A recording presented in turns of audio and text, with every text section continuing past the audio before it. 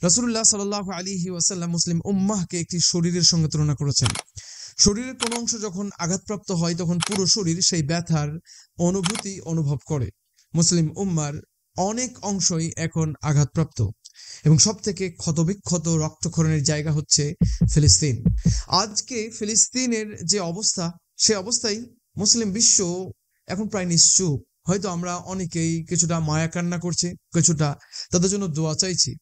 আজকের ভিডিওতে এটি ছোট্ট শিশুর খোলা চিঠি মুসলিম বিশ্বের সেই সকল অগণিত মুসলিমদের জন্য, মুসলিম বিশ্বের অগণিত মুসলিমদেরকে সম্বোধন করে সেই গাজার ছোট্ট শিশুর লেখা চিঠিটি আমি আপনাদের পড়ে শোনাচ্ছি।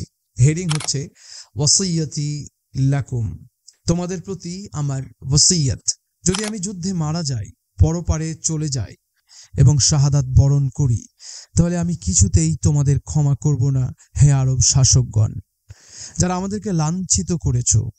অবরুদ্ধ গাজাতে আমরা কোনো ধরনের খাবার পানীয় ছাড়া অত্যন্ত কঠিন দিন পার করছি। আমি বয়সও ছোট হওয়া সত্ত্বেও আমার মাথার চুল সাদা হয়ে গেছে। আল্লাহ তাআলা তোমাদেরকে যেন ক্ষমা না করেন, মাফ না করেন। আল্লাহর কসম, তোমাদের ব্যাপারে আমি ৭ আসমানের স্রষ্টার কাছে অভিযোগ করব।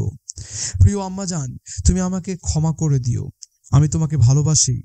আমার বিরহে, আমার বিচ্ছেদে তুমি ব্যথিত হবে না। আমার এই বার্তা মিশর, ইয়ামান, Jordan, Algeria, Libya, Lebanon, Tunisia, Sudan, Somalia এবং মালয়েশিয়ার জনগণের প্রতি তোমাদের কাছে আমানত। তোমাদের কাছে আমানত। গাজার কথা তোমরা ভুলে যাবে না, আমি তোমাদেরকে কসম করে বলছি, এবং এ ব্যাপারে তোমাদেরকে ওয়াসিয়ত করে যাচ্ছি। আমি তোমাদেরকে অনেক ভালোবাসি। আমার এই আমানতকে তোমরা অবহেলা করবে না।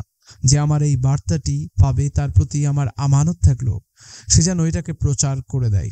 ইনশাআল্লাহ আল্লাহর হুকুমে আমিও শহীদের কাতারে সামিল হব।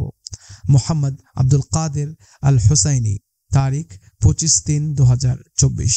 আপনার কি মনে হয়? আমি এই সত্যতা যাচাই করিনি যে আসলেই এই চিঠিটি ফিলিস্তিনের কোনো একজন মজলুম শিশুর লেখা কি লেখা নয়।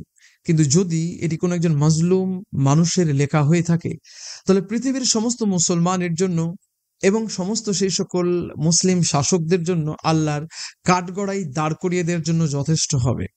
আপনার কি মনে হয় যে তার এই ওসিয়তনামা, তার এই কষ্ট এবং দুর্দশার কথা যেটি চিঠির মাধ্যমে ফুটে উঠেছে, সত্যি অত্যন্ত বেশি কষ্টের। আমরা নিজের নিজের পরিসরে যদি চেষ্টা না করি, যদি ব্যথিত না হতে পারি, শরীরের অংশ যদি আঘাতপ্রাপ্ত হওয়ার পরে তার অনুভূতি যদি পুরো শরীর না অনুভব করে, তাহলে জানতে হবে যে সেই অংশটি অচল হয়ে গেছে। তার মানে আমি সেই শরীরের অংশ হয়তো নেই। আশা করছি আপনাদেরকে কিছু ভ্যালু অ্যাড করতে পেরেছি। যদি আপনাদেরকে বিস্তারিত বিষয় নিয়ে জানার ইচ্ছে হয়, তাহলে ফিলিস্তিন নিয়ে আমি আরো 2টি ভিডিও তৈরি করেছি। প্রয়োজনে সেটি ভিডিও লিস্ট থেকে দেখে নিতে পারেন, অথবা আমি লিংক অ্যাড করে দেব, সেইখান থেকে দেখে নিতে পারেন। আসসালামু আলাইকুম রহমতুল্লাহি ওয়া বারাকাতুহু।